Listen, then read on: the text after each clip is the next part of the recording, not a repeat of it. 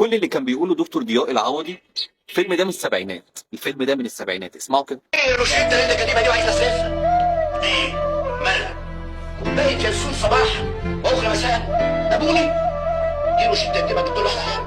مش بكتب له عشان اللي يلزموش فيها توفيق، يشفيه ويتخرب بيتي انا. وانا مش محتاج ايه اللي كتبته. يا استاذ صادق الدكاتره بيكتبوا روشته وش وده. كنت اكبر روشته كتبتها كانت شيح خرساني والبان بكر. ايه لك تجيب كل عيال روشته عادي. روشته دواء. ايه ده؟ حقن دواء. دواء بالعلاج بين السوق. سبحان الله، يعني اديله دواء بالعافيه يا اخي. يا دكتور صادق مفيش بني ادم سليم ابدا، وكل انسان فيه عله. وما حسبتش وبتكشف انت. وكل عله لها دواء، وكل دواء له ثمن. افهمني بقى، فاهمك.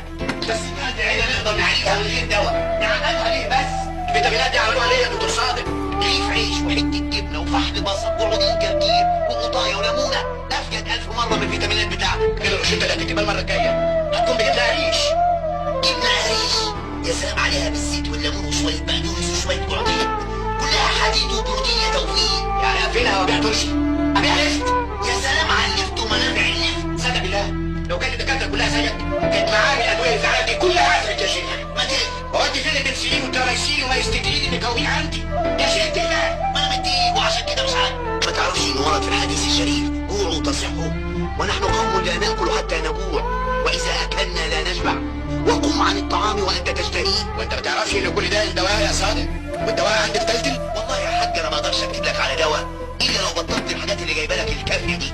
ما تجيش انا من هنا وتهد انت من هنا. بالذمه ده كلام دكاتره ده توفيق. اسمتنا المهببه يا حاج عمر.